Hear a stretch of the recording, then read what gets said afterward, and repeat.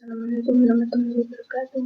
Kami dari Blok 3 akan mempresentasikan materi mengenai departemenisasi BOP mata kuliah akuntansi biaya dari kelompok 3 yang beranggotakan saya Yunita Rahmawati dengan nomor 14, Ahmad Khairul Anwar dengan nomor 6, dan saya Utami dengan nomor 2.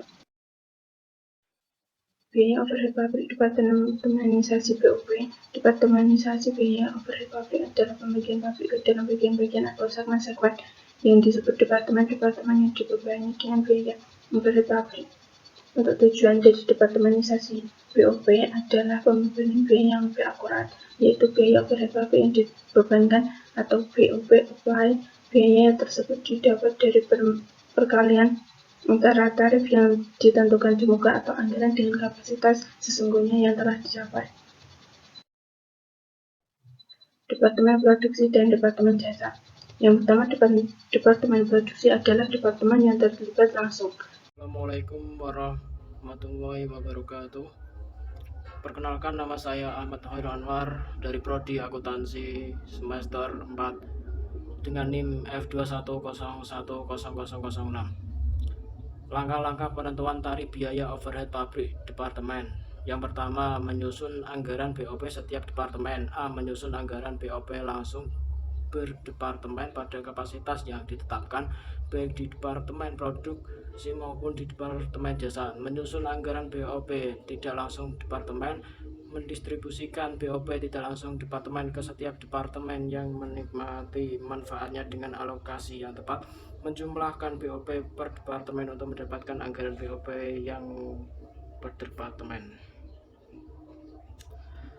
Lanjutannya, yang kedua yaitu alokasi biaya overhead pabrik BOP dari departemen jasa ke departemen produksi. Untuk menentukan tarif biaya overhead pabrik per departemen BOP, departemen jasa perlu dialokasi ke departemen produksi yang mempertimbangkan dua hal, yakni menentukan dasar alokasi BOP departemen jasa yang tepat, B. Memilih metode alokasi biaya dari departemen jasa ke departemen produksi. 3. Penentuan tarif biaya overhead pabrik BOP departemen dalam rangka pembebanan BOP ke dalam produk atau pesanan. Tarif BOP dihitung di masing-masing departemen produksi dengan mempertimbangkan dasar pembebanan yang sesuai. Saya Tri Utami dengan NIM F21010002. Di sini saya akan menjelaskan mengenai metode alokasi biaya dari Departemen Jasa atau Pembantu ke Departemen Produksi. Terdiri dari 3 metode, yaitu metode langsung, metode bertahap atau bertingkat, metode simultan. Metode langsung adalah metode pengalokasian biaya yang dilakukan secara langsung dari Departemen Jasa ke Departemen Produksi. Kemudian ada metode bertahap atau bertingkat, yaitu metode pengalokasian biaya dari Departemen Jasa atau Pembantu ke Departemen Produksi dengan asumsi biaya Departemen Pembantu dialokasikan secara bertahap. Yang terakhir ada metode simultan atau aljabar, yaitu metode pengalokasian biaya dengan asumsi biaya yang dialokasikan ke departemen lain adalah biaya yang telah menerima alokasi dari departemen pembantu lainnya. Metode ini menggambarkan adanya aliran pemanfaatan jasa secara timbal balik. Kemudian kita akan membahas mengenai pembebanan biaya overhead pabrik ke departemen produksi. Untuk sistem perhitungan biaya berdasarkan pemesanan biaya overhead pabrik ditambahkan ke kartu biaya pesanan sementara. Untuk sistem perhitungan biaya berdasarkan proses biaya overhead pabrik ditambahkan ke laporan biaya pokok produksi.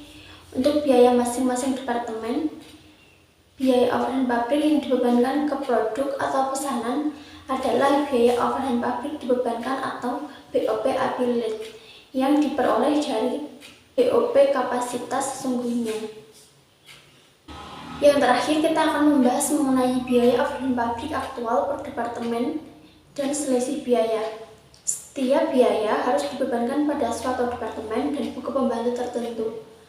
Pada akhir periode akuntansi, BOP aktual direkapitulasi dengan cara seperti perhitungan tarif biaya di awal periode. Dengan langkah-langkah yang dilakukan dilakukan sebagai berikut. 1.